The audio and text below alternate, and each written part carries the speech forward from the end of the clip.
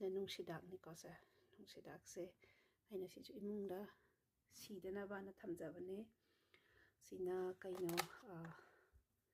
kariba awa phatigom do ko awa phatigom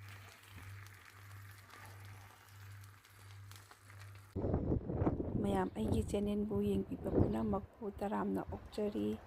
mayam mapanse nungsit yamna sitle nungsit aying ba yam sitpane ko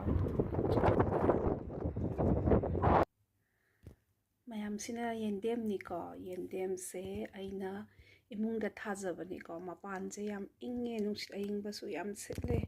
aduna inthamdagi matamda aina manungda sum thamakat ko sidanaba thajagibane se hauji nungsa khara la ani ko March April dagi tiduna mapanda puthokpa yarani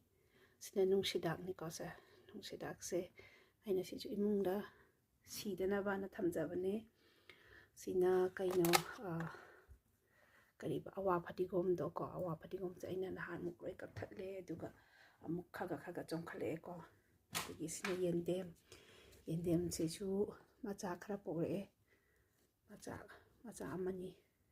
pore ko sida su yendem laire dagi sidana lemon glass ne sise ko si nahamuki mamang chehi kita aina ino mayang tor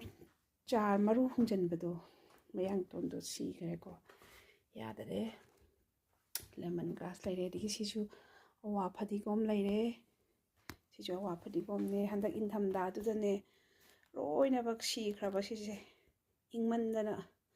aina hojik khaga imungda pusalaga thamme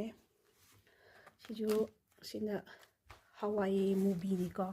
Haowe movie se mapandadi mayon chonghanba che matam ko ina changeba ingmanina aina smaina imungda thamaga mayon chonghalaga ko khara kitang chakhalaga mapanda lingthokpi gi hedena thammane asidi nungsa kitang thoe ko tu yung aiki garden balcony da lebe mayam do amata phajadare ko hojik nungsa khaga thora adi thaba yara ani mayam siju Haowe movie ni ko se Haowe movie se nahan aina maru khara lairaga ling kano tawbane ba lingchan gibane ko se mayon chong aga kitang chakhwal halaga ko mapanda thabirage na mapanda hojik mayon chong bugumba dadi matam yam change ba kuina siduna mungda aina khara warm oiba maphamda thamjabane siju Haowe movie ngaktani ko se mayon khara chong pa yawre ko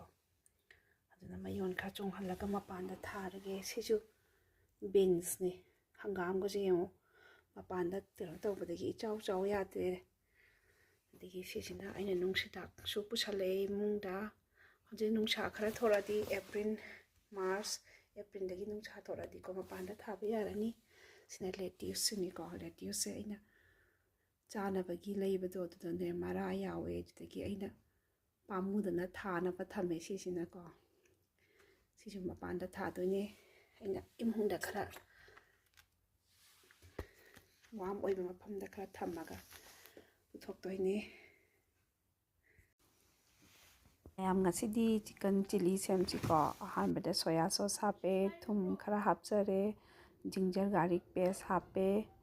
adagi chili powder khara hapirani corn flour khara hapjare adagi maida khara mu hapjare ko aduga herum amakhak hapaga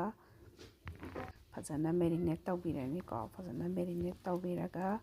smaina aina food color kitang hapirani aduga fajana mu marinate tawbirani ko smaina tawba hojare chicken tawba ro salakadore dekha tawba le jare ko sidana chicken marinate tawbaduni ko salakadore khara kitang tangaire tawba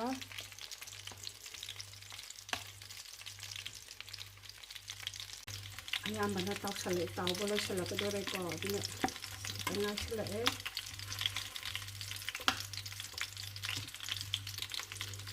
sidana chak laire ko chak ka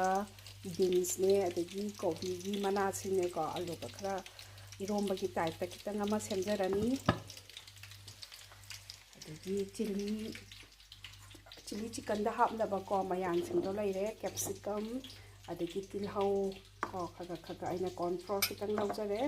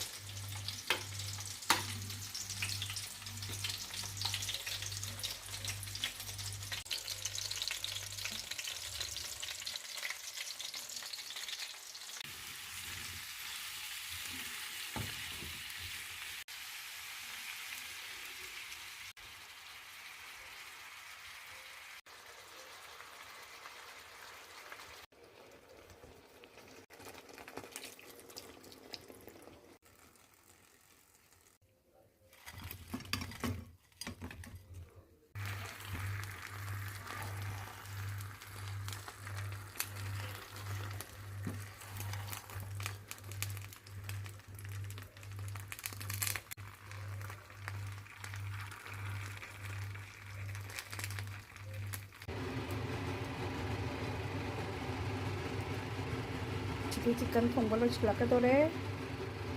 aji thong ba loi re salad ama lai jare putting sai chicken chili tu ni ko china chili chicken hai ba ai ta kaw hai ba se adagi sida iromba ama lai re ko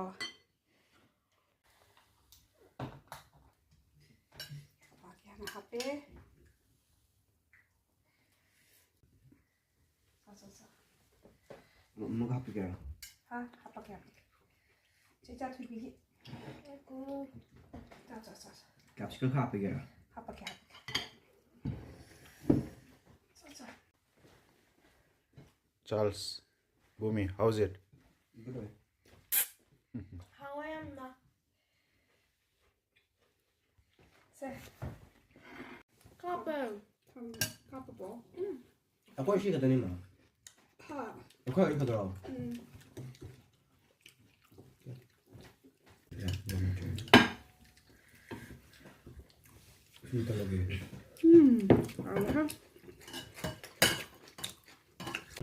ha bumi ang gi hao ro Haowe ma pura restaurant style ne. si cha na hao ro di Ngumba gi hao ani. re mama Ini mau bagaimana sih? ba hao bra Kung kaya. baba ni kan la bi ji we Awal. ku bi o no le se bye hai kro mayam da Bye. Bye.